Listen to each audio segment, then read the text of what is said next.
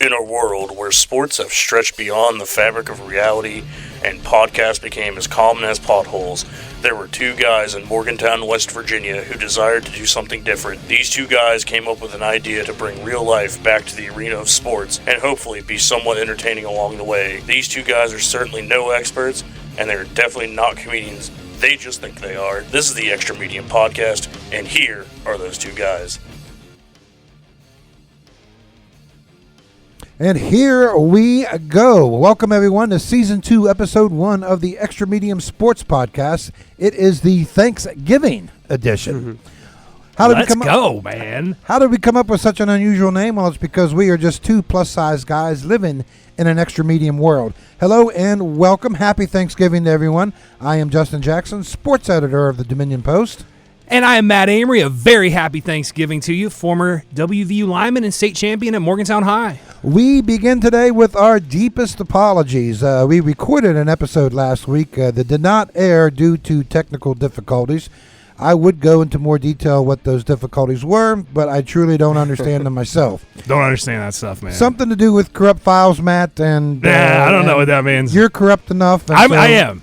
And we'll keep it. We'll keep it at that. In any sense, we did have a terrific interview last week with Clay-Battelle football coach Aaron LePeau that never saw the light of day. That's the bad news, man. What's the good news, man? The good news is we spent a majority of last week's episode talking about the history that was made last week with the Morgantown High, University High, and Clay-Battelle football teams all winning a first-round playoff game at the same time, the same year, and guess what? What's that, man? Tell me. All three schools went out last weekend and recreated that history and advanced to this week's state semifinals in truly exciting fashion. So we can essentially redo the show that we tried to do last week. It's just going to get greater and greater, man. Matt, what happened last week? So I'm glad you asked. We're going to start off with number 1 Morgantown High defeating Spring Mills 34-33 in double overtime. We have a great show for you.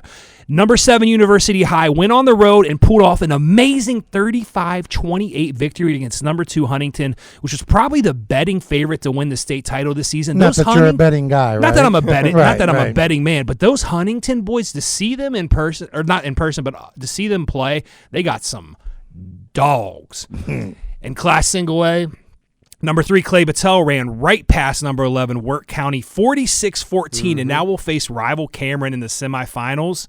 You may remember that the Dragons are the only team to beat Clay-Battelle this season, which happened all the way back in week 1 of the regular season. Is it redemption time? Redemption. And after all of that, we are lucky enough to have Clay-Battelle head coach Aaron LePeau. He agreed to come back on the show with us. Let's go, man. Aaron LePeau will be on the show today. We will also have University High head coach Eric Snyder on Great the show. Dude, we got a great show. So that's another potential friend of the show.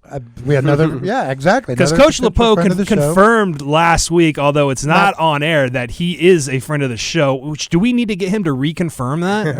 We can get him to reconfirm that. Okay. We will be getting you prepared for what could be a truly historic state semifinal round for Monongalia County. Also in studio today, we will be joined by Michael Griffith, the legend of the Dominion Post, to help us break it all down. But Matt, first, tell the good people who sponsors our show. The Extra Medium Sports Podcast is brought to you by the Erickson Alumni Center. Whether you're interested in hosting a corporate retreat, a baby shower, or a beautiful wedding reception, we take pride in making every experience a memorable. And let's get the technical stuff out of the way. Tell the good people where they can find the podcast. I'm glad you asked. You can always find a link to the Extra Medium Sports Podcast at www.dominionpost.com or find us on social media at Spotify and YouTube. It is now time to bring in the legend. Michael Griffith. Michael, we had history made once again last week. Yes, Clay-Battelle, Morgantown, University High, all advancing to the state semifinals in the same year. University High wasn't the only school to pull off a major upset in round 2. That also, we can talk about Bridgeport. Number 1 Bridgeport. Yeah, in the second what? round. Number 2 Wahama, the defending single A state champs. Yep. And single A also went down in round 2. It was an exciting time. What's your general take on the playoffs up to this point? Yeah, this is an insane playoffs Oh, in my every gosh. class. I think Are we- AAA, there's a 5 versus 9 in the semifinal for the matchup. That's and the really 9 cool. is undefeated, right? It's Chapmanville, right? It's yeah. that we talked about. Yeah, Chapmanville versus Nitro will be that one, and going to be a good game. But yeah, I mean, it has been just an all-time year. I mean, not only for our area, but for the entire state. For the entire state, even like going down and looking at these games, like you just said, Nitro over in North Marion. Every game has just been so exciting. Sorry, I didn't mean to interrupt. No. These state playoffs got Matt's me excited. I'm hyped up, It's man. been insane. I mean, I'm hyped. Maybe it was the Thanksgiving. I'm thinking this is a turkey. great thing for the 4 classes because obviously we're all concerned about the playoffs and all these teams that have really bad records making that. But this is making up for that. This is showing that there is a little competitiveness in West Virginia high school football. This season isn't all the top-heavy teams. I think I told Justin 2 teams on Saturday night both got 25-game win streaks broken on the same That's night. incredible. Wahama and Bridgeport were both 25-game, had carried both 25-game win streaks into their games and lost, which is just incredible. When is that going to happen again? I don't know. I I don't know. it's awesome. I try to tell you guys not to sleep on Chapmanville. He You did. Sure. He did. Absolutely. They were 10-0 during the regular season and earned a number 9 seed. And you can say, well, why did they get a number 9 seed of being undefeated? It was because their strength of schedule. Yeah. They obviously didn't play the strongest schedule in the world. But I told you, and Matt, I kind of wanted to go back to some of your playing days here at high school. Okay, yeah. If you're good, if you have a good team, you're a good team. I don't care who you play. Absolutely. Now, I don't know if Matt will agree with me, but some of your days at Morgantown High, back in the day when you guys were winning state championships, it wasn't always the strongest schedule. No, it wasn't. And once you got to the playoffs, once you start hitting quarterfinals, semifinals rounds, you can feel it, you can tell. And there was that common, I don't know if it's misconception or it's the eye of the beholder, that the northern West Virginia generally plays a little bit softer than those down south boys who play a little bit rough. The strength of schedule was in the South. Yeah, so the strength of schedule was in the South. Back in those days. So, I mean, you could get a number 1 seed, but you had a red X on your chest, and many times we had seen Morgantown get knocked out years prior, early exits. Now, back in the day when Matt was in high school at Morgantown High, it was the old NCAC. The NCAC, the North baby. Central Athletic Man. Conference, which comprised of the Marion County schools, which were on the decline at that point. Yeah. North Marion was still pretty good, but not the North Marion. Not the North Marion it was of the late 90s. Right. Well, in the early 90s, late 80s. Early 90s, Right. late 80s. My apologies for that. You also had Elkins, Buchanan. Buchanan, both Fairmonts. Right. And it didn't provide, I mean, basically you went into every season knowing you had University High, you had Wheeling Park, and sometimes John Marshall. Correct. Those were your 3 games. Yeah. Otherwise, it was going to be a romp. Yes. So this leads me back to my Chapmanville argument. Morgantown High, obviously, when you guys won state championships, it didn't matter what your strength of schedule was. You guys were the best team in the state. Correct. I don't know if Chapmanville's the best team in the state, but I kind of think they fall in line with this argument. Everyone thought Bridgeport was going to roll all over them, and here comes Chapmanville saying, "Hey, we're pretty good. Yeah. We're undefeated," and they went right. I mean, it wasn't like, it was a close game, but it wasn't like Bridgeport, challenged them down to the wire. Right. I mean, Chapmanville took it to them. Yeah, and I think Chapmanville, honestly, their schedule was just a product of them not really knowing what class they were going to be in. I think Chapmanville thought that they would be AA for the longest time, so they scheduled like that. They played a lot of AA teams. They might have played a single A team in there somewhere, I don't know, but that's how they scheduled. And then they ended up being in AAA after the decision to go with, strictly numbers and all that good stuff, which is a whole nother story. But that's really the only reason that their schedule ended up being like that. So it wasn't on purpose, obviously, and it's worked out for them worked so out. far. I mean, they're a 9 seed that's playing like a 3, maybe even better. And that game the other night was just, one thing I was thinking about is in playoffs and in this, when it comes down to these games, when you're win or go home, and you got these 2 teams who, like Matt was just saying, you just get better and better each round. it takes some special things to pull off an upset like this. Oh, It takes not your typical type of football. And Chapmanville, man, like they ran a double reverse pass. They were running all these crazy plays. I mean, it was amazing to watch the game unfold, especially in the second half. They were down 21-13 at halftime, and then they just came out, and it looked like a completely different. It looked like they had gotten all the powers from the Monstars on Space Jam and came out and just put it to Bridgeport in the second half. And I mean, what an incredible thing to witness, and just what an awesome story. That's awesome, man. Here locally, I want to talk about Morgantown High, number 1 seed in Class Quad A. Kind of thought when you looked at the brackets that Spring Mills was going to be the only challenge that they would face on their side of the bracket. Kind of turned out that way. Spring Mills led late in the fourth quarter, 21-13. Morgantown High had to go on an 80-yard drive just to send the game into overtime. Yes, and Maddox Twig led his team to the end zone. He found, I think, friend of the show, by the way, friend of the show. Morgantown goes and scores and gets a 2-point conversion. Goes to overtime. First overtime, I think Spring Mills scored, missed the extra point. So if you're Morgantown, you're like, let's just get the ball in. Yep. They get the ball in the end zone, and then they miss their extra point as well. Double overtime. Morgantown gets the ball first, finds the end zone, gets the extra point this time. Spring Mills does the same, except the extra point was blocked. Can we say blocked?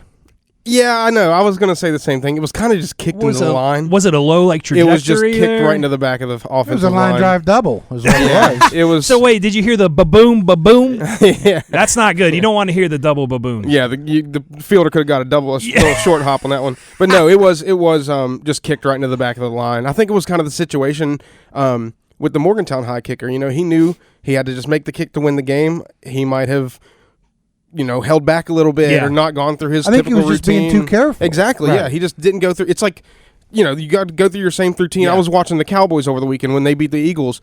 Brandon Aubrey went out and hit a game-winning field goal. He went out and did the exact same thing he did every single time he kicks field goals. He didn't make his routine longer. He didn't think about it any longer or shorter. He just went out and kicked the field goal like he would kick any field goal, and he made it to win the game. Make a 70-yard field goal. Well, it's just saying. It's just it speaks to the routine of kicking. So, but yeah, you're right. That was a good call, Justin, because he did just kind of kick it into the back of the line. So, but yeah, I mean, what a game. I was at Clay Battelle, but I was listening to the game on the radio on my phone. So it was crazy. I want to go back to the drive here real quick, Matt. So they're down 21-13. They've got first and 80, right? Okay, yeah. And they're down 21-13, so you need to touch down the extra point. At that point of the game, in the second half, before that drive, Morgantown High had a grand total of negative 3 yards of offense in the second half. What? Not for the game. Not for the game, but the second half. But in the second half, they had a grand total of negative 3 yards. So it's first and 80. Your offense had struggled. And now you drive 80 yards for a touchdown. It might have been Maddox. It might have been, and Mike, I don't know if you agree with me. Maddox Twig has had a number of special moments during the season. That might have been his biggest of the year. Yeah, and I think in the game that he accounted for every yard of offense except for 9. 253 of Morgantown High's 264. Yeah. And I mean, that's the thing about Maddox down the stretch, and this is I meant to come up with these numbers, but I didn't have time this morning. He has been incredibly efficient through these last few weeks passing the ball. I mean, he's only missed, I think in the last 3 games, he may have missed 7 passes. I think this week he was 9 for 14. Last week he was 12 for 16. He doesn't throw it a lot, but when he does, he's making things happen. He ran 20 times for 110 yards in this game. I mean, was responsible in almost all of their touchdowns, I'm pretty sure. This kid is just leading his team like a senior, and he's only a sophomore. It's really impressive. Isn't that called dropping dimes? Isn't that what the kids say? He's out there dropping dimes, throwing dots? His dad pointed out a really cool thing. The 2-point conversion that he found Jaden Smalls in the end zone. Maddox he's mentally advanced when it comes to playing football. And if you watch the clip, he drops back, rolls to his left, and tucks the ball like he's going to run it. And he starts to run. And the Spring Mills defense reacts to that. He pulls the ball out, and throws it to Jaden Smalls, and it's just like those little Boom, things. high IQ that play, little yeah. tuck is like you don't see a lot of quarterbacks in high school, No. not even in West Virginia. He's a sophomore. I mean, do that it's a lot at his crazy. age. It's really impressive to me. You guys ready for the scoop of the day? No, let's hear it, man. It's not in your notes. It's not in your notes. Okay. I'm keeping the scoop to myself. Exclusive. The young man we're just talking about, Maddox Twig, this week turns 16. Wow. What? Happy birthday. Hey, Yeah, happy happy birthday, birthday, Maddox. Maddox. Happy birthday to He you, is bro. officially a 16-year-old here, maybe by the time this broadcast comes out. So he will no longer be that 15-year-old Yeah. kid out there Yeah. running around. He'll be a 16-year-old when the Mohegans travel. Well, no, actually, when the Mohegans host Yeah. number 4 Jefferson in the state semifinals on Saturday. That is a 7 o'clock kick, right, 7 Michael? o'clock kick, and it could arguably be the best football game in Monongalia County on Saturday if you want to say that. I mean, But yeah, Morgantown versus Jefferson, a rematch of the regular season. Mohegans took that game. 38-7, week Yep. 2 in the Yep. regular season. Yep, and this is a completely different Jefferson team. completely different Jefferson. 100%. And you could argue it's a completely different Morgantown team as well, though. So Touche. this is going to be a good game. I think it'll live up to this playoffs. We really can't predict anything anymore. So Yeah, I mean, You want to know how just different Jefferson is, Matt? yeah, please, let me hear it. Started off the year 0-4. 0-4, got you. In those 4 games, the Cougars scored a grand total of 13 points. In the First 4 of games, the they've year. scored 13. Okay. Wow. They got shut out twice, scored 7 once, and then that was against Morgantown, Mm-hmm. and then had another game where they scored 6. So they've got 13 points through the first 4 weeks of the season. Since then, they've gone 8-0. Coach Craig Hunter over there at Jefferson. They've gone 8-0, including the 2 wins over their rival, Washington. Mm-hmm. And then they beat number 5, GW, last week in the second round. They've actually beaten GW twice now during the regular season. So this is Jefferson is now 8-4, but they've entered Saturday's semifinals on an 8-game winning streak. Yeah, one of the hottest teams Oh, in the man. state. And Jefferson's a good team. We've talked about them Absolutely. all year. I mean, they were good for these wins. We said that they could end up beating people that they weren't supposed to, and they've done that for 8 straight weeks. So that they're a good team. They're going to be good in space. MHS is going to have to tackle better than they tackled against Spring Mills. Absolutely. There were a lot of missed tackles against Spring Mills that allowed them to break for big plays, break for touchdowns, get into the end zone, get to the 1-yard line. So that's going to be a big key. Tony Allen Jr., he's a returning All-State player for Jefferson. Really good in space. He's also really good on defense. He had a big interception in the end zone against GW last week that helped them seal that win 28-21. So this is Jefferson's first ever semifinal as well as a program. Oh, wow. First really ever? cool. Really cool for that. They're a baseball school. Yeah, Okay. yeah, right. I mean, they have the legendary baseball coach who's been the all-time winningest coach in the country in high school baseball right now. What? Which is pretty cool. So yeah, didn't I mean, know that. yeah, Didn't really know cool that. history bit right there. Just stick with us, Matt. You'll- I did- you'll- I might- you'll We're gonna learn you stuff. something over here on the There might Extra be Medium hope for me podcast. after all. I stick around with you guys. That's right. So yeah, I mean, just a really cool story. Both programs, but man, just the Cougars are coming. They're gonna be ready to play, and Morgantown's gonna have to bear down and play some good defense. Absolutely. We are going to be having University High head coach Eric Snyder joining us in just a second, but just to get you set for the semifinals Saturday, number 3 Clay Battelle will host number 7 Cameron. That is a 1 o'clock kickoff on Saturday. Number 7 University High will be on the road yet again. They will travel to number 3 Martinsburg.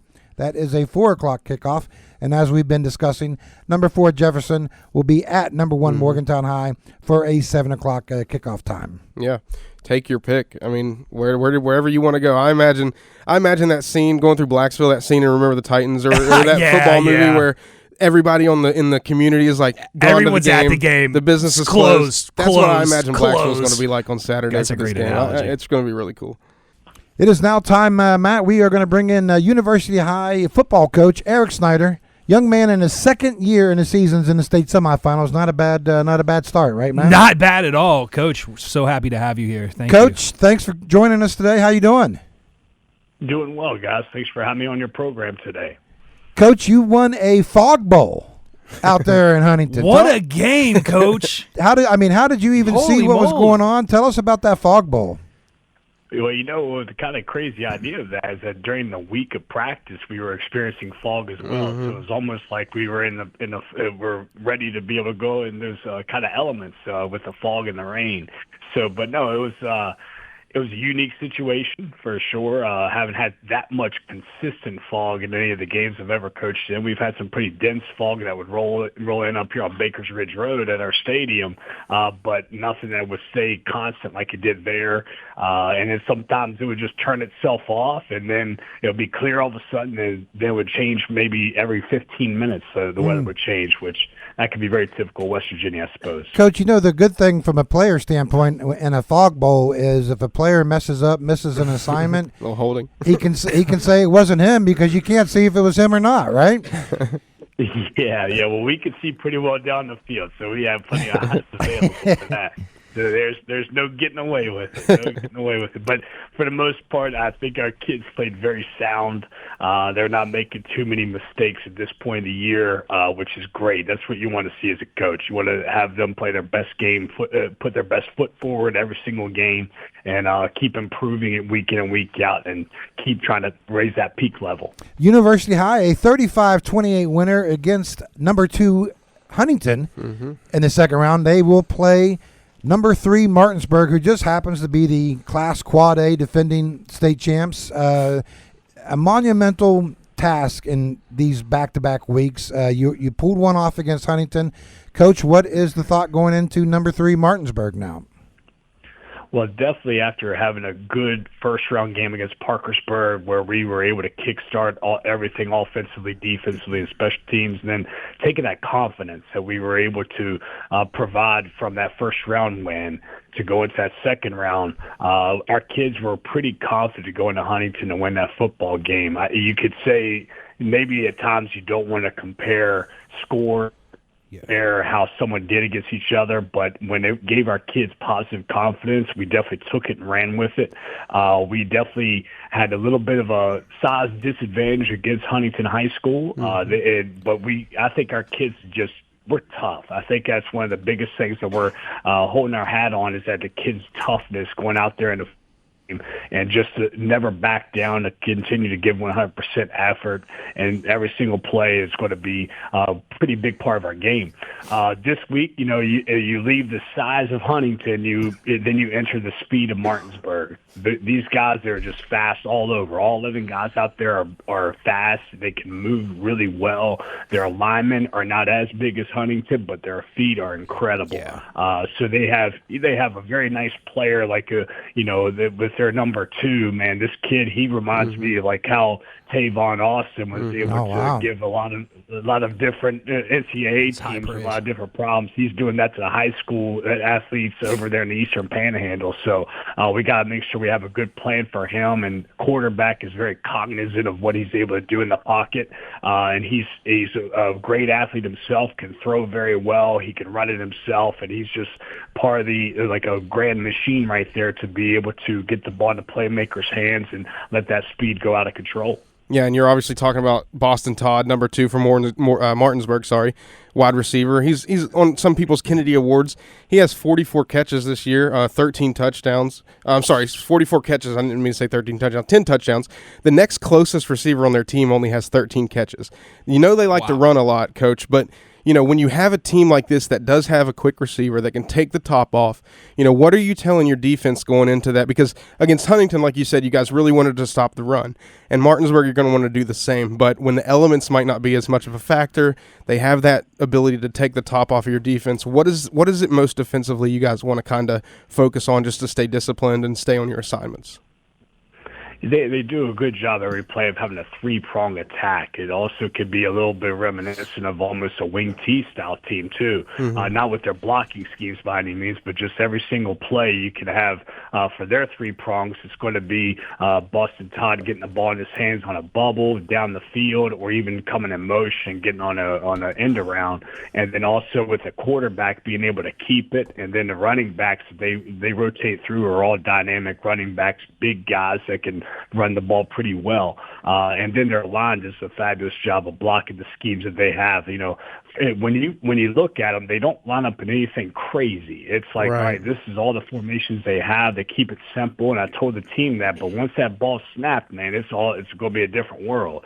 So we're going to try to get some extra attention, just be able to make sure our run fits are more sound, because we need to just be as fast as we possibly can to get those available gaps to plug up that three-prong attack that they could have anytime especially when they put them in motion. So it's you don't know, you have to read your keys, be a unified team defense, because if any one of our guys gets out of whack a little bit, it's going to be an issue where they can find an open seam and hit the ball and probably take it to the house. Coach, Go ahead. Oh, I'm sorry.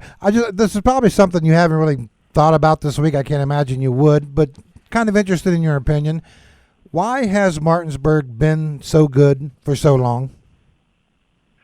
Yeah, that's a great question. I've received some different input from the community members over there from my old stomping grounds, I guess, where I grew up, and it's they've been able to build this thing up from the ground up. I've received some comments that they have a nice little community league for Little League, that they are able to get some guys, get some kids bought into their program at such a young age, and they probably are one of the first to do that in the state, from what I can tell. They have spring football that happens at a peewee level. That I know my nephew went and played for a travel team that was playing in a weekend tournament at Martinsburg High. So I think they're just making football more available to their kids, and I don't even much the high school as it is a community. They're just making it important for those kids to continue to play football, giving them the advantage to play at a year-round situation at such a young age,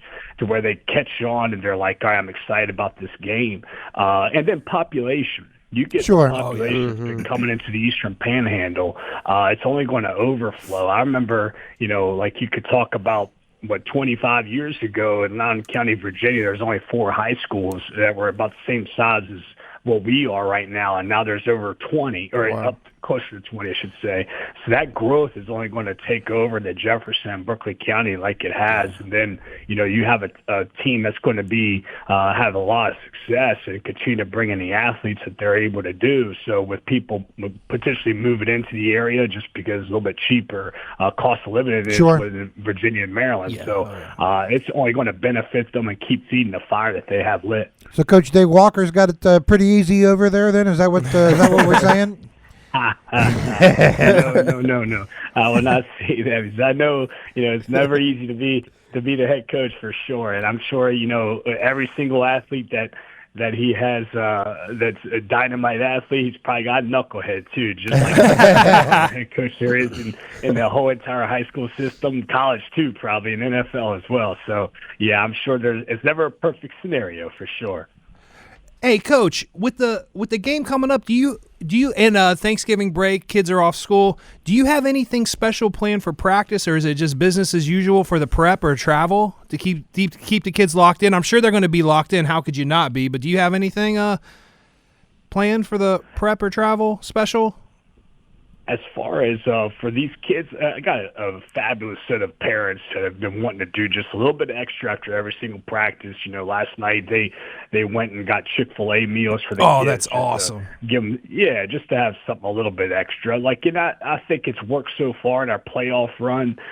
We know the kids need to take it up a notch. That was the challenge during our bye week, is to say, look, man, we have the regular season's done, single elimination from here on. And the kids they've grown tighter together. So these events that these parents are allowing the kids just to bond a little bit extra after practice, eat a box dinner from Chick-fil-A. I think they have some events coming up during this week where it's not too much. It's not going to take a lot of time, but it's just something to let them know that they're being appreciated, and just to put a smile on their face and bond well together. You can't beat that. And so with these parents able to do that, that's just magnificent. We challenged the kids yesterday because it's the truth. They don't have school at all this week, so I told them, it's your minutes on huddle watching film better go way. Yeah, you better see a spike in that. Yes, sir. I love it. Yeah, so yes, that's what they're looking at doing, and I hope that when I look at the minutes, I'm hoping I'm proving myself right there. Hey, Coach, I wanted to ask you about Hayden George real quick.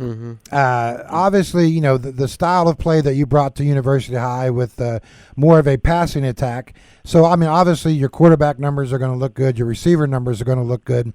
But when you look at Hayden's numbers, it's pretty it's kind of rare, especially around these parts, to see numbers like this. He's got 90 catches, give or take, 1,300 yards, give or take, 10 touchdowns.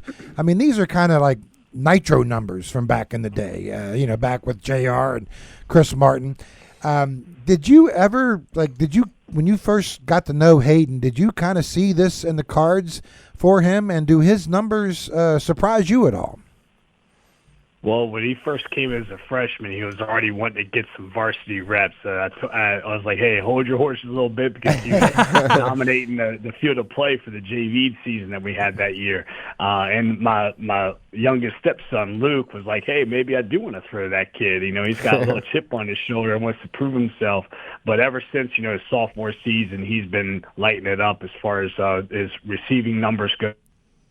When you have those numbers, the other team sees that too, and they're going to give him some extra attention. Sure. Oh, yeah. For him to be able to get the chance to be able to still get his receptions there and do a lot of things after the catch has been very remarkable. And he's got to be one of the top receivers in the state, if not the top receiver in the state. Yeah. He's also given us a good boost on defense. Anytime the ball's in the air, I feel confident he's going to come down with it on both sides of the football, and he's been proving that with his interception numbers. He's got 6, right? He's just got moly. 6 at this moment. Yeah, and that's not even. He's not even I guess for the season, as far as it goes, he didn't play defensive back the whole entire season as well.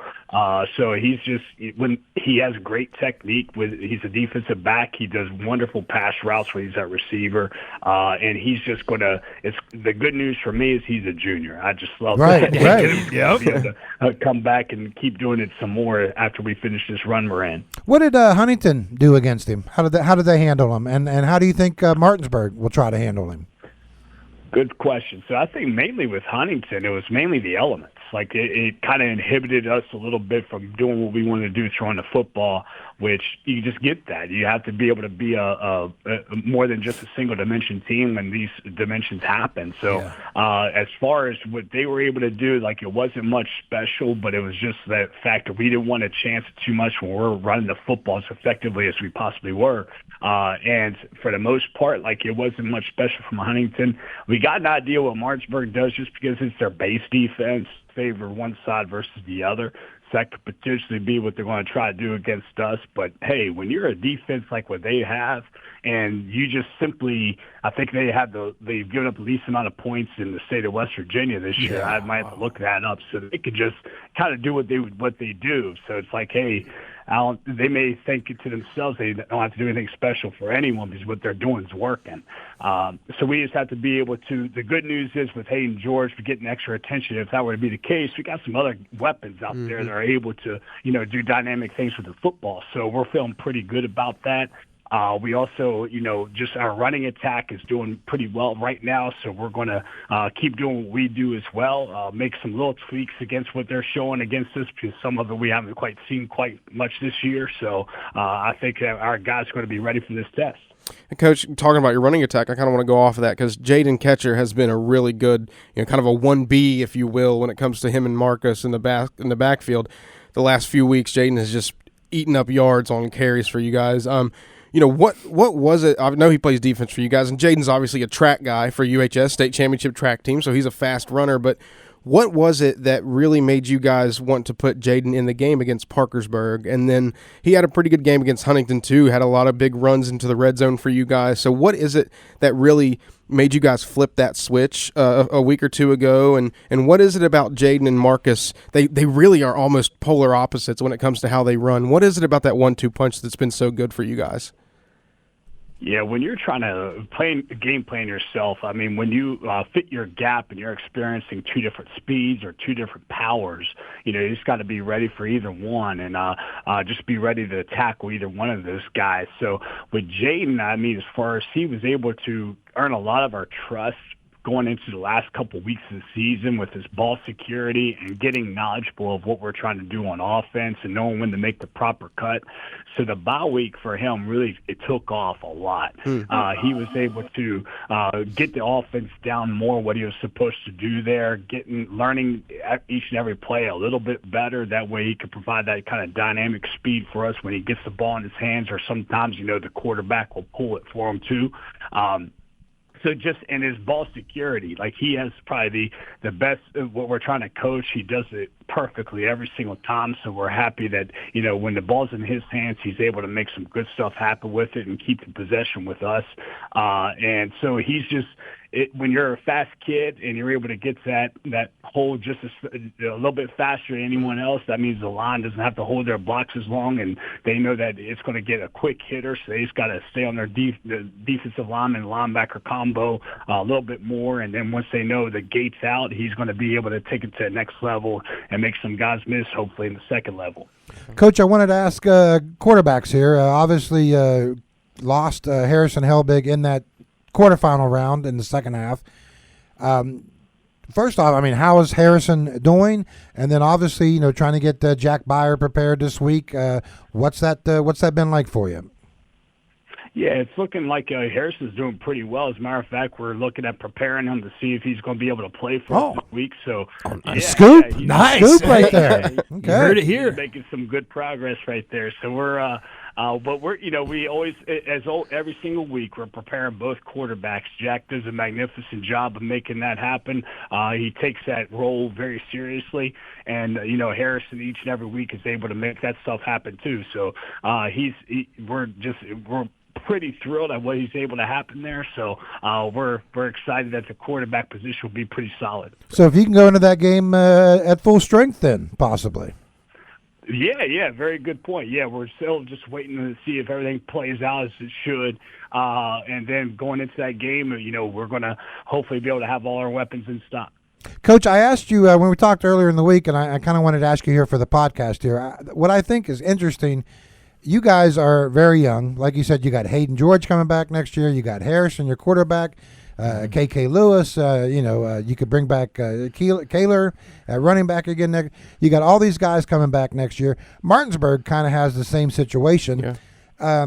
Is there a chance maybe that this semifinal game might be a preview to what could be a state title kind of game next year? I hope we can hold up to that because Martinsburg is a perennial power. No pressure. No pressure now. They're usually almost, I wouldn't say guaranteed spot. I know they don't want to hear that on their end, but they've been making themselves very comfortable at the state title location, whether it was in Wheeling previously or Charleston now. So, yeah, if we can make that happen, that'd be great. I know our guys are excited to continue this run this year. We have a senior group that is, very solid as well.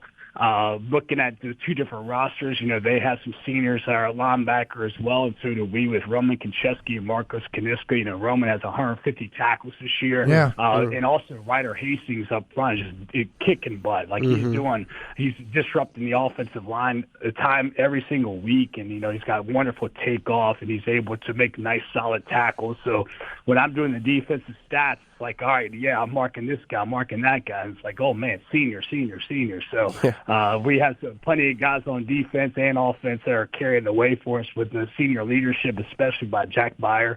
And also, Aiden Downey's done a magnificent job. So we want these guys to, definitely give it all they got and then definitely, hopefully be able to play for 2 more games. Yeah. Coach, have you had any chance to reflect at all that, hey, this is your second year as a head coach? I don't know if that's something you've had a chance to just sit down and think about, but I think that's kind of an amazing story in itself that, not every guy in his first or second year, gets to play for, state semifinals. Yeah, it's been, I have a wonderful set of staff members that do a lot of hard work, a lot of extra work, too.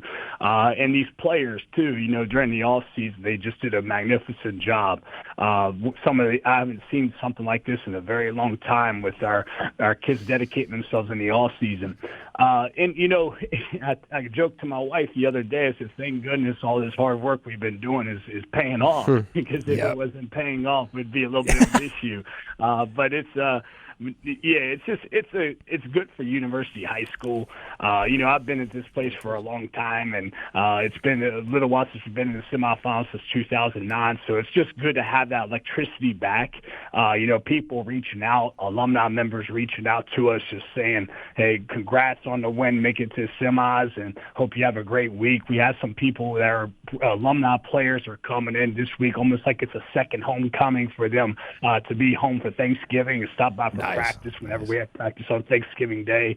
So yeah, it's a nice moment, but I know we're definitely hungry for more. Like, we've been putting a lot of time here, getting the film down, making sure the game plan is going to be good for us by the time we get there Saturday. Well, Coach, if you get to the finals, you would have beaten number 2 Huntington, number 3 Martinsburg, who are probably the two favorites going in. So you would definitely have earned your way into the finals if you get there. Yeah, and that's I guess if you call that the difficult side of the bracket. Yeah, right. Yes. From the top side, Excellent. I guess the top of the bracket where the 1 seed is, you get that part, and I was like, that's what this whole thing is all about. We don't want to have like an easy way to the finals. Like, we want to be going against some top teams here and put forward our best foot. And that's I think that's what these kids have been able to do thus far, and hopefully it carries over to this game. Well, you got stuck in the bracket of death, pretty much. Yeah, man. We've been talking. We were talking earlier, the other side of the bracket, Morgantown High, Jefferson, and the other state semifinal. Do you have a rooting interest there at all? Any prediction? Well, I'm a little biased as I'm a Jefferson alumni. Right. So, Okay. Coach Hunter and Coach Hunter's he was my wide receiver coach when I was growing up, and defensive backs coach. He's a wonderful guy. So, but it'd be nice for Mon County to be able to get an all Mon County final and that'd be amazing. Charleston to be able to play. So yeah, I mean it'll be a good hard fought game, but it'll be hard to root against my coach, but definitely with the community, it's going to be hard to root against the community to make sure that we hopefully get that all Mon County finals. All right, so you're going Mon County, then I like it. That's what we're here for. Hey, it'll be 50-50. Coach, we really appreciate the time, and good luck on Saturday with the Bulldogs. We do need to ask Coach Snyder. We need to ask you: can we consider you a friend of the show? Can we officially consider you a friend of the show? Yeah, you hear that? Yeah, definitely. Consider me a friend. I appreciate what you guys are doing, pushing out local sports, and definitely giving some kids some recognition that they deserve with the hard work that they put in. They're giving us plenty to talk about for sure. So. We need all the friends that we can get. Yeah, we need all the friends we can get. yeah. I'll definitely be a friend of yours. Hey, thanks for the time, and good luck on Saturday at Martinsburg, Coach. Good luck to you guys. Thank you guys for having me on. Yes, sir. Good luck, man. Thank you, Coach. We will be joined very shortly here by Clay Battelle head coach Aaron LePeau. But first, Matt, who sponsors our little podcast? Hey, I'm glad you asked. The Extra Medium Podcast is sponsored by the Erickson Alumni Center. Provides your guests with an elegant experience utilizing our state-of-the-art conference technology and catering from our in-house executive chef. It is now time to bring back Clay Battelle head football coach Aaron LePeau, who in just his second season, Matt, much like Eric Snyder at University High, has guided the Seabees to the Class A state semifinals. The Seabees have a date on Saturday against Cameron. That is a 1 p.m. kickoff in Blacksville. Coach LePeau, thanks for joining us today. Hey, thank you for having me. You've got a interesting semifinal matchup, a team that you played like a year ago. That's what it seems like. How long ago does that Cameron game feel in week one? That's like everything when you think about, sometimes it feels like yesterday and sometimes it feels like a year ago. So right now, sitting here talking to you guys, it does feel like that was a year ago. When I watched the film of that game, I'm like, we were light years ago, maybe. Yeah. I was going to say, the offensive philosophy has changed since then, right? I mean, you guys are a much different team than that week one game. Well, we've cleaned up a lot of stuff. Offensively, we might have ran a third of our plays just wrong. Right, that's it. So there's a lot of that. We were probably a little more balanced at that point in the season between run and pass. We can still pass the ball around. We just haven't needed to, or the nature of the games haven't went that way when you get up early and you run the football. And the strength of our team is our defense. The second strength is our offensive line. So, I think we have 3 running backs, and when you combine all the yards, it's almost 3,000 rushing yards. Wow. I like to say the offensive line's blocked for about 3,000 yards rushing. That's for our offensive line to go do that. I love to hear that about the offensive line, Coach. You're getting me excited. I'd like to get out there and play for you. I can get you 2 snaps. That's about it. But our referees from the last game, with the work game, they were from Huntington, and so they've seen a lot of big time football down there. Those are all big schools, and they looked at. I was out there talking to them, and then Big Zach and Cooper Statler walks by, and they go, "Whoa, those guys are huge." Some big boys out there. Yeah, that helps a lot. Coach, I want to kind of go back into that Work County game real quick that got you into the state semifinals, 44-16.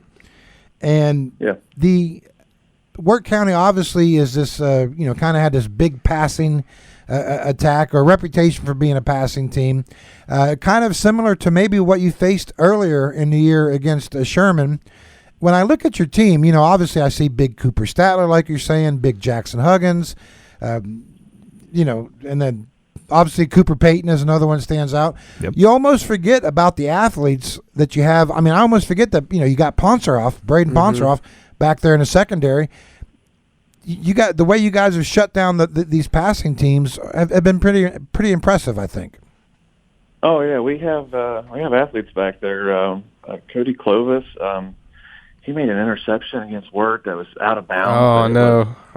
Acrobatic catches I've ever seen in my life. Yeah, it was crazy. Trey Huggins is back there doing a heck of a job, and Caleb Bragg, and he's our free safety, and he's been our free safety all year, but he was injured the very first week against Cameron, so we're tickled to death to have him healthy and all that. But those guys are fast, and they have really good ball skills at high pointing the ball at the point of attack in the air right when you want them to.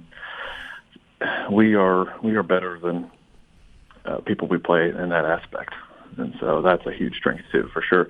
That quarterback from Wirt, the Smith boy, he's a heck of a quarterback. He's an accurate passer, and he had like 2 or 3 picks all season, and we had 3 in the first half, and that's just athleticism and speed and ball skills on the back end of the defense for sure. Yeah, it's easy to forget about those guys when they're standing behind a 6'7", 300-pound lineman. Yeah, Coach, can you kind of just talk about those linemen? And really, I mean, obviously Cooper Statler was a first-team All-State player last year on defense, and he just kind of had a really big breakout year. But you also have Josh Wilson on there. You got Colt Sandy down there. What is it about these guys that has really allowed them to do what they've done this year? And where did you see them grow the most over the last, 365 days or so? Just strength and fundamentals. We have Coach Kate Field. We have a weightlifting coach. She's a student at WVU. That's one of the benefits of being in Mon County. We have a relationship with WVU, their strength program. We lift 2 days a week during the season, and a lot of football teams, their goal is to maintain strength during the season. Off season you gain strength, and during the season you maintain. But the last 2 years we've been able to get stronger still during the season. That's awesome. Yeah. And I also think that helps with recovering from injuries and things like that. So we've been really committed to spending 2 days a week and spending a healthy amount of time in the weight room still, not on a football field. So I think that's helped a lot. And, I hear people in the stands and stuff, and our kids are good kids, but they look mean and nasty because they just finish blocks. They finish. And people that don't totally understand football, like, what the heck is he doing that for? It's like, well, if you understand football, you finish the block with aggression, and that's a high level thing to be able to do for a high school football player for sure. And, so I've definitely seen them improve there. Yeah, Coach. So I kind of want to ask you to just reflect back a little bit, because this is Clay Battel's first time in the semifinals since 2014 as a program, and not only back in the semifinals, but you guys have a home game. In 2014, you were also having some success yourself as a coach. You were the offensive line coach at Capitol High School, one of the best football teams that Capitol High School has had as an alumni of that school. I will say that for sure. But you guys won a state title. You beat Martinsburg in the state semifinals. You beat South Charleston by a lot in the state title game. Can you just kind of reflect back to that? And, when you think about that year and, it's 2025 now and how long that was, I mean, that's a decade. Does it really hit you about, how long this program has taken to get back to this point? And does that really, add up, I guess? I think if that 2014 down at Capitol was, oh man, amazing. Yeah. But we won the state championship game against South Charleston 55-15. We had a heck of a game on offense. But before that was Martinsburg, and they hadn't lost to like a team in West Virginia in 4 years. Wow. And beating them, when we sat around, the coaches were talking, that was like a mythical slaying the head off of a dragon. Yeah. And that's how we described it. And so 10 years later, now we're actually playing the Dragons. Play another, it's dragon playing time is really what it is. And, I'm in my second year as the head coach here at Clay Battelle, but this isn't my first go-around. This is the fourth time I've been coaching Thanksgiving break, and I'm still a relatively young coach, but man, being around Coach Carpenter and Larry Moore and Mark Mason, those guys down there, and J.R. Kenny down there in Charleston Capital, Freddie Myers, I took a lot in getting to be on that staff, and so I'm very comfortable and confident in this situation for sure. Coach, I got a couple things. The first thing I want to ask you is this week coming up prior to the game, how I imagine for coaches it's a very focused kind of thing, but how difficult is it at all to not let yourself think ahead to what would it be like to be in a state championship game? Is that a difficult task at all? Do you catch yourself trying to think ahead at all? I have to hit the brakes when other people are doing it. Sure, right. No, my mom called me yesterday about Thanksgiving plans, and the first thing she says is, "She goes, you all jacked up?" And I'm like, "No, it's Monday, Mom. I'm trying not to be jacked up. I'm trying to save it for Saturday." But oh shoot, what was your question? Well, just to stay focused on the task at hand and not let yourself think about what it would be like to play for a state title. Yeah. So I know, I know for myself, I have to fight that battle, and but there's a lot of, whether it's assistant coaches or parents and stuff, there's people, ask questions on it. It's like, hey, just focus on this one, and we've had to do that all year. I mean, since oh my goodness, since Riverview, I think just the games have been getting bigger. And Each week was like the next biggest game. And so I shared the thing. I don't know if I shared this with you guys or not, but there's a math teacher in the building that's real popular and good guy, Andrew Harker. He shared this book with me, Miyamoto Musashi's, I guess, the greatest samurai ever. And what he's famous for saying is this next opponent is the most dangerous opponent I've faced to date. Right. And so if you just take every opponent, you tell yourself that, then you're going to stay focused on them. That's the approach that's got us here to this point. Yeah. Well, it sounds like Mama will do that again. I get a lot of my confidence when I leave the coach's office and I walk through the locker room and see what the attitudes of the boys are in there. And we really do have strong leadership inside a locker room, and that's another key to why we are where we're at. And man, yesterday I wasn't sure how yesterday was going to be because that was a pretty physical game with Wirt. We had some guys limping around at the end of the game, and our energy and focus was maybe the best we've ever had on a Monday. Well, awesome. It sounds like Mama LaPoe's already got a room reserved in Charleston. Yeah, she's ready to go. She got a hotel reservation already, or what? I'm excited. No, nothing like that. Coach, I do think there's a lot of excitement in the community, and the boys are feeling it. And that's making sure that they're focused on the task at hand. Coach, the opponent on Saturday is the Cameron Dragons, obviously an opponent you know very well. The quarterback, Kaysen Angel, in that Week 1 game, 128 yards passing and a touchdown, 64 yards rushing on the ground. He is very much a dual threat, very talented quarterback. What are you seeing with Angel now? Yeah, that's you hit the nail on the head. He's very accurate passer with a real strong arm, and he's elusive and can run. The thing that's different about him than most quarterbacks is he's also very powerful. He'll break tackles, will shrug people off of him, throw them off of him. He's a tough kid. You watched the Wahama film there game before this. When it's special situations, they're going to rely on him, and he gets the job done. And he's done that for 2 years now. They were in the state championship game last year as runner-ups, and he played impressive in that game. He's played impressive for 2 years. He's man. Yeah. Coach, just you're playing Cameron again. I mean, I keep telling people that ESPN needs to come do a 30 for 30 on you guys because this is just playing out like you couldn't write this better. I mean, you're playing one team that's beating you this year. You only lost to them by 6, and in your own words, you said you guys probably beat yourself in that game as well. So, but I wanted to ask, what kind of coach are you? I mean, there's been obviously you guys are making history out there, but there has been so much history made in high school football just this season and just this playoffs alone.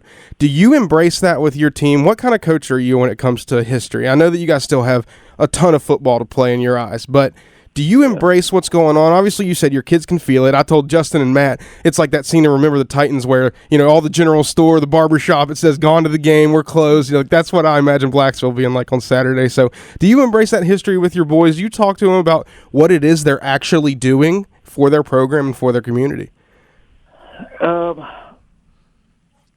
To be honest with you, this is going to be a disappointing answer for you. I think the time to talk about all that is, at the end of the year banquet when all is said and done. Gotcha.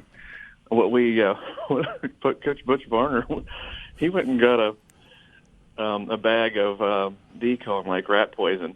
But he brought it in and he put it on the shelf in the locker room. Yeah. It was after, I think it was right after we beat Sherman, and we've left it in there up there. And it's like, man, everybody's going to be telling you how good you are now. Everybody's going to be talking about all the history you've made and all that stuff. And he's like, Butch Marner's like, that's all rat poison. And so it's this is coach speak, but it's so true. If you focusing on and all that stuff doesn't help you achieve your goals, it's wasting your brain power and getting in the way if you actually focus on beating Cameron. So there's going to be a day and time for that for sure of enjoying everything that we've done so far. But it really is staying locked in and focused on the little details about what we have to do to win the game, and that's fundamentals of blocking and tackling and knowing our assignments. Coach, were you surprised that Cameron is the opponent with that Cameron-Wahama game? I mean, obviously Wahama had won 25 in a row. Yeah. They were the defending Class A champs. Cameron goes down there and beats them. Did that surprise you at all? I am surprised, but I'm not at the same time. I mean, Cameron's a very good football team. They had a very I know Wahama has, they had that long win streak, and they won the state championship last year, but that state championship game was a 7-point game. It was a one-score game. It was very competitive. Wahama was out without the Simpkins kid and the number 25. I can't think of his name right now, but their quarterback and their running back, which are dogs, so they were missing a few guys, but so was Cameron. And it was one of those games where it was a deluge of water. Yeah. And that played a factor. And when you watch the game, Cameron just handled that better than Wahama. Like they did. Wahama just snapped the ball over people's heads and fumbled the ball and turnovers, and just, it was kind of surprising that Wahama struggled to not beat themselves in that situation. And Cameron handled all those, all that adversity like winners. And so. Yeah. I'm not surprised. I'm happy because it gets to mean another home game for us. Yeah. Right. Oh, yeah. Home cooking, right? Yeah. I think this is our 10th home game this year. Yeah, it is. You told me that in the locker room the other night after the game. One thing I kind of wanted to ask about. I mean, this is Cameron. And last year, I don't know if this is true this year, but last year you said you wrote on the whiteboard in your office or in the locker room and you circled the words "beat Cameron," and that was one of your all's goals. Did you do that Did you do that this year at the beginning of the year? Did you have beat Cameron circled on the whiteboard this year? I didn't, but that's we talk at the beginning of the season. The players get to decide the goals. Okay. So Even I think Corey Cohen told a news channel at the beginning of the year in front of the camera, we want good playoffs, we want to host playoff games, we want to beat Cameron. Yeah.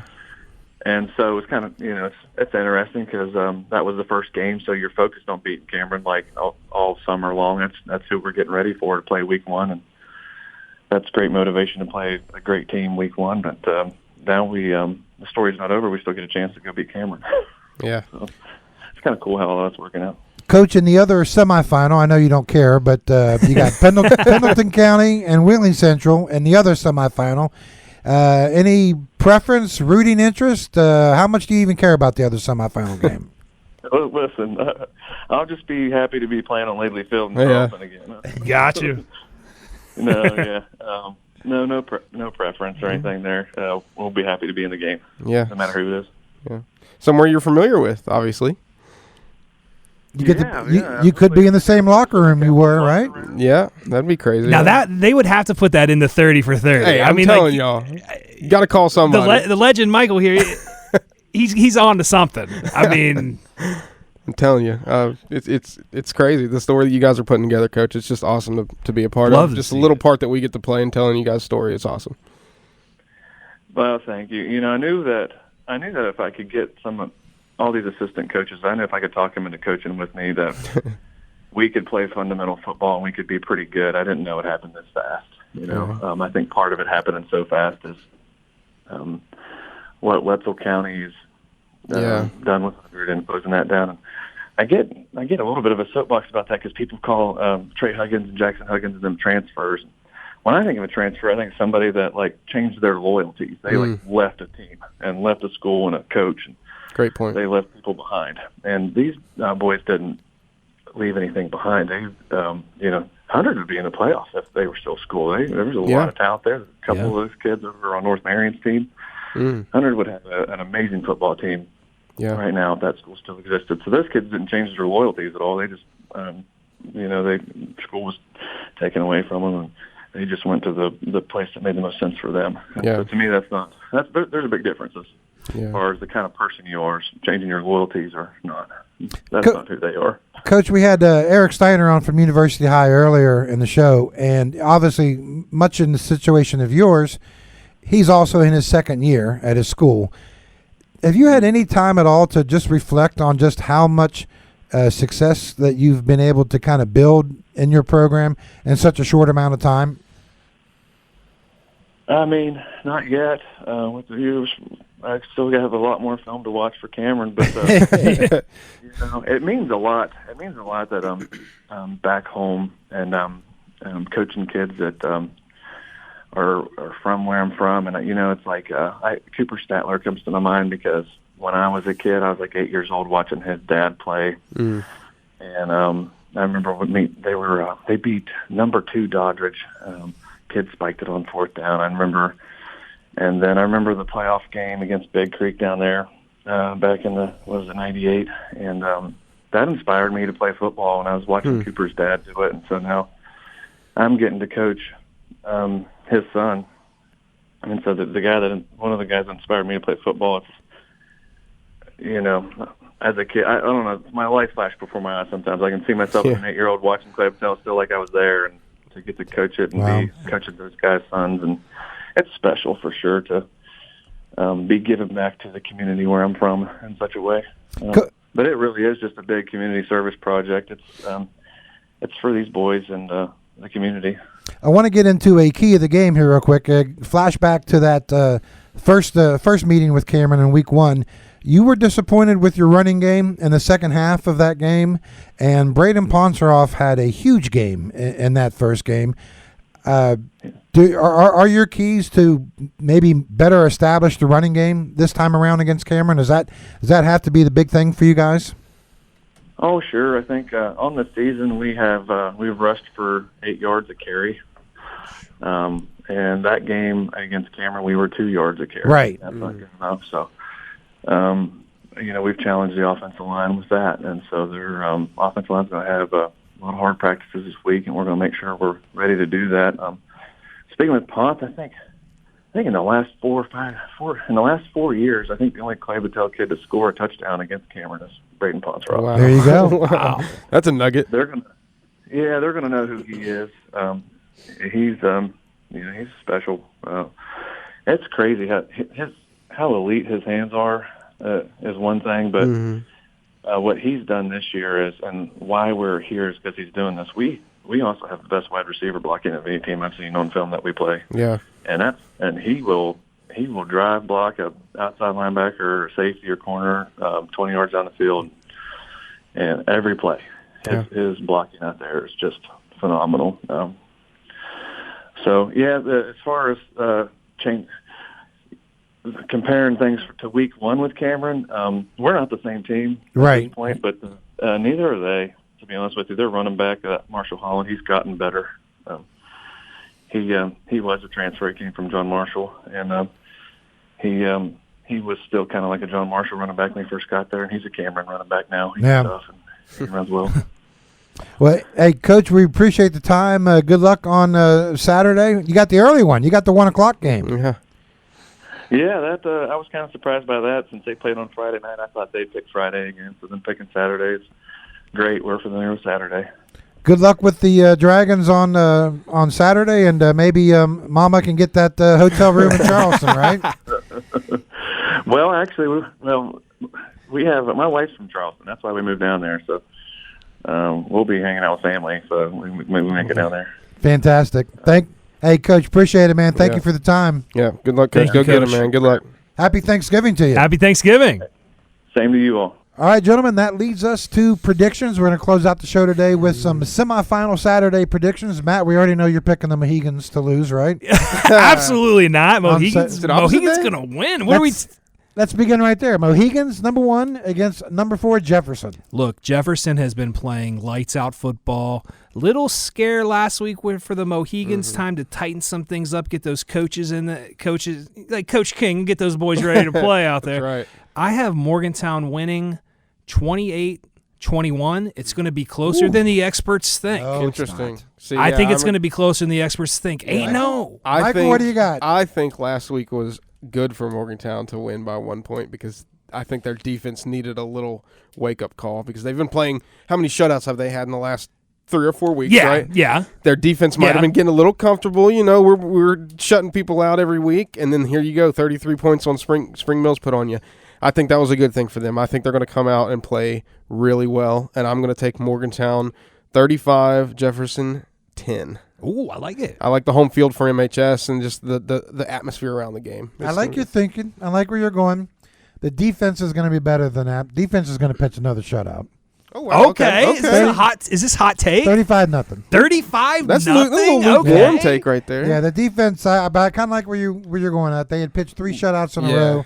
Spring Mills kind of punches in the mouth. You needed it. And now they're getting back to their standard. Yep. And Jefferson, like you said, Matt, great run. They've won 8 in a row since starting the year 0-4. But I think this is where the run ends. Morgantown 35-0. The big one, Quad A. The big one in Quad A. Gosh. Number 3, Martinsburg, hosting number 7, University High. Does the run of upsets continue for the Hawks? Well, I picked the upset to happen last week, and people thought I was crazy. I did. But I thought it was crazy. Let's hear it, man. It's No really pressure. tough. Now, here's the thing. No pressure. Okay. Martinsburg and Huntington remind me a lot of each other. Got you. Okay. They're going to want to run the ball first. They don't throw the ball a lot, but when they do throw the ball, like I said, they could take the absolute top off of a team.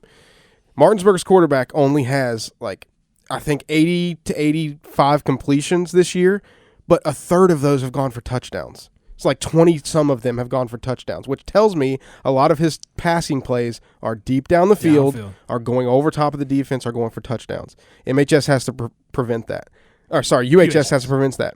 And they also are going to have to prevent the run in Brian Dick, like Coach Snyder mentioned, which I think they can do, like they did against Huntington. But it's a little bit different when you get to that speed. Speed and size are a lot different in football, and they say speed kills. So The Hawks are going to keep it close. It's going to be a great game, I think. But I am going to take Martinsburg in this one. Oh, I know it's man, did you killing see how me. he strung us And along tomorrow, there, bro? I was locked listen. If you ask in. me in 24 hours, it might be different. But I'm going to take Martinsburg in this one simply because I just think they're going to get it. The speed is going to get it done. Took you to the edge and shoved you right yeah, off. yeah. So I'm going to to take Martinsburg 28, and I'm going to say UHS 21. So it's going to be close. I think UHS found something on offense with Jaden Ketcher, the 1-2 punch. Obviously, they can throw the ball.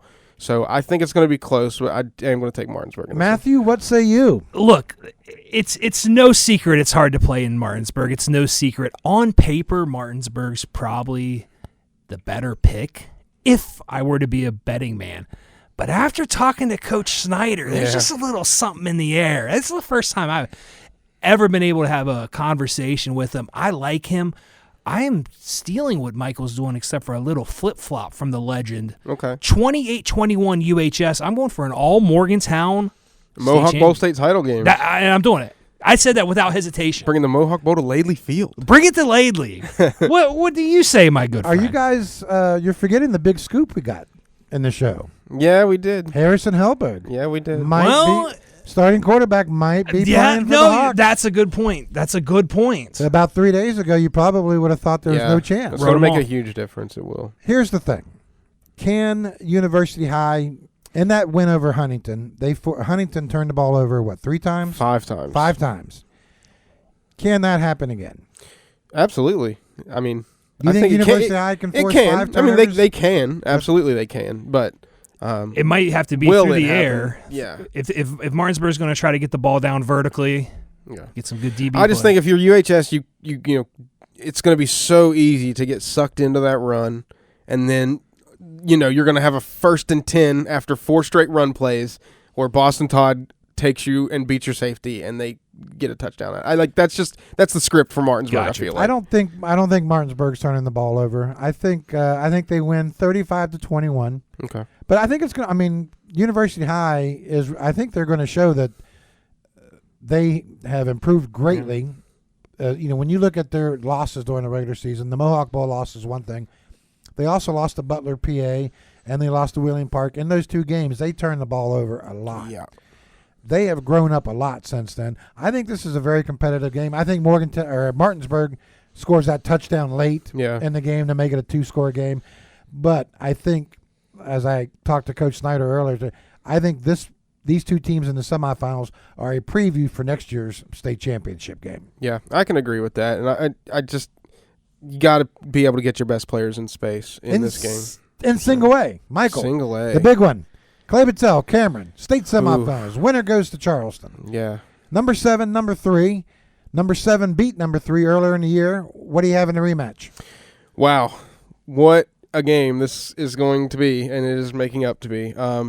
But like we just talked to Aaron Lepeau, and he made a great point about them just being a completely different team from week 1. I think Clay Battelle is going to be, like he said, he had no problem getting his boys motivated yesterday for practice after a tough game on Saturday against Wirt. Physical game. They were all ready to go, ready to hit another person, I'm going to take Clay Battelle in this one, and I think they're going to get it done pretty handily. I'm going to say handily. Hot take. I'm going to say Clay Battelle wins 35. Actually, I'm going to go 42. I think they're going to score a lot of points. I'm going to go Clay Battelle 42 and Cameron 21. Wow. Okay. Hey. Man, put it on the board. After talking to Coach Lepeau, I'm hyped up. I want to play in this game, and it's going to be nuts. Lord knows what's going to happen to that 7-11 if Clay Battelle wins this game. But let's say this. I think I'm with the legend on this. I'll go a little bit lower score. Clay Battelle wins 28-17. Wow, okay. The best player on the field is Case and Angel for Cameron. When you have the best player on the field, that can make a big difference. Absolutely. Yeah, sure. The top 2 or 3 athletes in the entire game might be from Cameron. I think Clay Battelle has the better team from top to bottom. I think Cameron might have the top 2, 3 of the 4 top athletes in the game. But yeah, Clay Battelle's going to roll. Clay Battelle. Yeah, I agree. CB's, Special times.